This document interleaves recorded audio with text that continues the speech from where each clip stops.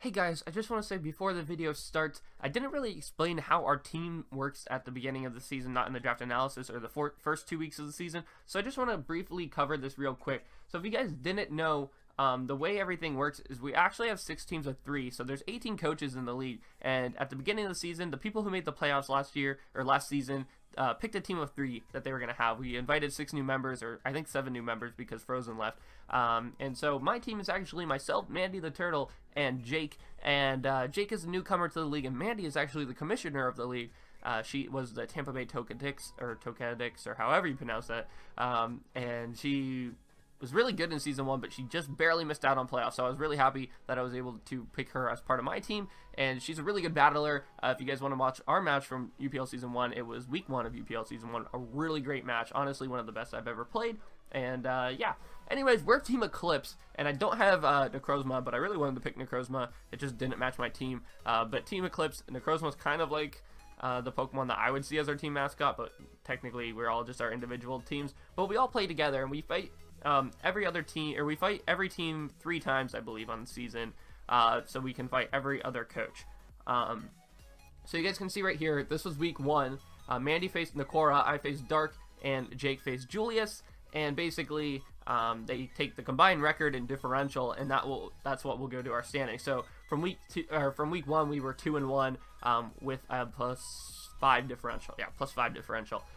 So yeah, it was really cool. And if you guys can see, let's just move over to week 2 so you guys can see how we did week 2. Let's see, can you guys see that? Yeah. So you can see Team Eclipse versus Team No Hacks Needed, and we were able to beat Buff 3-0 as you guys saw. Mandy lost to or Calixto, which we all call him, and Jake beat Mike, so we were able to get a really nice +3, 2-1 week again. And so that's how everything works. And then week 3, I can't show you guys because it has all of the results up there, but this is just a brief explanation of how the season works in case you were wondering. Once playoffs comes around, we haven't really decided how we're going to do it yet, but it'll still be by teams, and you know, we're going to battle as a team. So still pretty cool. And yeah, I'll probably give brief summaries at the beginning or at the end of every video from now on for the rest of the season, because I kind of didn't do that before. Hey, what's going on, guys? It's LuceyGoosey or Kyle, and welcome to another week of the UPL. We're here with week 3 versus Rockhands. If you guys do not remember, we faced Rockhands in Season 1, and we got obliterated. It was kind of a close match. I think it ended up 2-0 or 3-0, but the actual gameplay was all in Rockhands' favor. He had a Toxapex, which absolutely destroyed me, and he bounced back my hazards with Xatu, and a bunch of stuff happened. And Rockhands has just been, he tore it up Season 1. This season, he kind of had a rough start, but Season 1, he tore it up. He only lost, I think, 2 games, 1 in the regular season and 1 in playoffs, something along those lines, maybe 2 in the regular season, 1 in playoffs. And we didn't have to face him in the championship, which was really lucky of us. But anyways, we're here. He hasn't had the greatest start to the season. I think he's 1-1 at this point. He might have been 0-2, to be honest, but this is the team he brought against us. He had a couple of other things that are kind of crazy on his team, like the Toxapex he had again, and I think he had Mega Sableye. He might have had a different Mega at the time of this battle, but we can see what he brought. He's got the Mudsdale, the Stoutland, the Primarina, Arcanine, Venusaur, Chansey, and some of the things that I didn't expect to come were the Stoutland and the Mudsdale. I know Stoutland he really enjoys using, and Arcanine as well he enjoys using. He's got the Venusaur, which kind of could be scary. It's not Mega Venusaur or Drailer Venusaur. Obviously, Chansey's going to be taking hits for days. And then the Primarina, which can put a lot of dents in our team. So, you guys can see the team I brought. I brought a Calm Mind Jirachi. I don't know if it's going to be the greatest bring, but I wanted to be able to Calm Mind up on the Toxapex, and unfortunately, it didn't bring Toxapex, so that's not going to happen. We also have a Roserade, and I believe my Roserade is just a standard Roserade with Assault Vest, so it's Giga Drain, Sludge Bomb, Extra Sensory, and Hidden Power Fire or something along those lines. And then I've got Dual Screens Rotom, Supersonic Sky Strike, Salamence, which when looking at Team Preview just absolutely destroys. If I get a +1, or if I get a Dragon Dance off, and then I can use my Supersonic Sky Strike, the game's over. Like, and I can set up on most things, including Chansey and everything like that, and Venusaur and stuff like that. So if I can get Salamence in for free and get off a Z-Fly, get that attack raise, because and if he doesn't have any Scarfers, then Salamence can just sweep this team. I've got Rhydon. This is the first week we're bringing Rhydon with the Eviolite, He's got Stealth Rocks, Roar, Earthquake, and something else I don't remember. And then I've got Tapu Fini with Taunt, Defog, Moonblast, and Scald, if I remember, or not Scald, but Surf. And yeah, that's basically everything we've got. So let's just hit the play button, and I'm going to lead off with my Tapu Fini. It was the safest lead because I didn't want Primarina to actually get off a big hit, and he did lead with Primarina. So we're just going to go for the Nature's Madness. That's what I had, Nature's Madness. And we're going to taunt the Chansey. So basically, we can stop Chansey from doing anything right here, but my Moonblast is not going to be able to kill it from this range, so I'm going to go for another Nature's Madness right here. And this play is kind of important because Tapu Fini is important to keep around to check the Arcanine and a couple of other things you can take hits from, like Primarina. But it's at 13%, and the roll was like 11 to 15 with Moonblast at this point. So I'm going to actually, as you guys are going to see, his Taunt's going to wear out, and I'm actually going to go for the Taunt on this play because I wasn't sure if I was able to kill it, and I didn't want it to be able to soft-boiled up. So it's still going to sit at that 13%, but we're going to take another Seismic Toss, which puts us really low. We're actually going to go out into Jirachi expecting the Seismic Toss, and I didn't want my Fini to take that. But he's going to go for Sunny Day and reveal that he's going to be trying to play around with Chlorophyll Venusaur in this match, which is definitely smart because Chlorophyll Venusaur does put a lot of work in against my team, especially if it's like Hidden Power Ice or Hidden Power Fire. But Arcanine's going to be out here, and I switch in my Tapu Fini because I can take most hits, but I cannot take a Flare Blitz under the sun at that range, or I can take a Flare Blitz, but not very well, and I want to keep it still a little bit healthy. So we're going to set up our Reflect, which means now Tapu Fini can take hits. So I'm going to Volt Switch out into my Tapu Fini. I can take 2, and he's going to get a crit.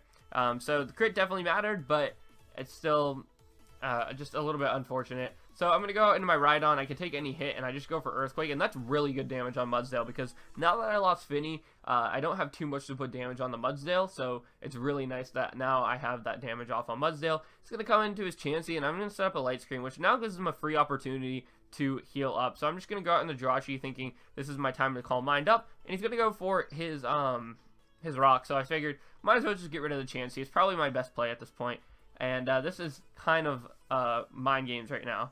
He gets his Arcanine in. As you guys can see, I stayed in and I went for Psy Shock. I wanted to figure out if this was a specially defensive Arcanine or Fizz Def because I couldn't really tell from the Volt Switch from Rotom.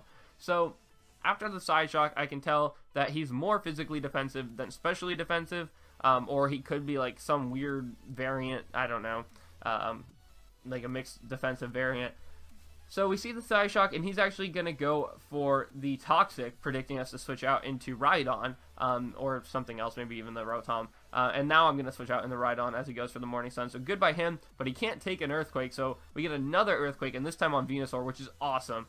And he doesn't have the Sun up right now, so he's not going to be faster than our Jirachi. I can go out into Jirachi and either click Calm Mind or just the Psychic or Psy Shock. I go for the Psychic. I had both Psychic and Psy Shock because I didn't know what type of sets he was going to run on the Venusaur and on a couple of other things. So I actually brought both, which I think was a good call. But you guys can see these mind games right here of him going for like Morning Sun or Sunny Day on my Jirachi. And I did not care if I lost Jirachi in this match because I needed if I got a free switch in the Salamence, and this is what I've been saying, if I got that free switch in the Salamence, then I just click the Dragon Dance on this Arcanine or the Z-Fly, depending on what health is that, or just regular Dragon Claw, and get that Moxie boost, and nothing can take a hit. And like what it looks like right now is maybe the Stoutland Scarf, but nothing really looks scarfed at this point, and it's looking like Salamence can just win this game. So I didn't care if my Jirachi got killed to this Arcanine, but we're gonna get some really good initiative right here and get this Mudsdale now into range of Psychic. So Jirachi's gonna pick up a kill, the second kill of the game for Jirachi, as the Stoutland's gonna come out. And now we see that Stoutland is not scarfed, which is great.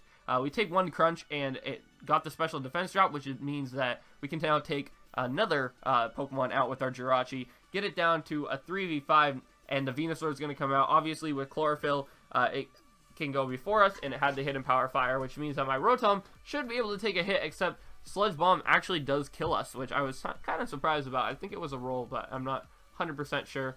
So at this point, I'm just waiting for the sun to be over. I go out into my Roserade, go for the extra sensory, and the Pyalpa Berry actually saves him there. But we are going to be able to live the Sludge Bomb. And yeah, so we're going to kill the Venusaur, which is great because I think at this point I can win in any way. The Arcanine's slower than us, so That was really nice. And now the Primarina is going to come out. I go for the Sludge Bomb on the off chance I get the poison, which I do. Giga Drain wasn't killing, and excuse me, if it had Ice Beam, then we would die even from the recovery from Giga Drain. So Sludge Bomb, 30% chance of poison, and we got it. So we're going to win that game 2-0, which is really nice.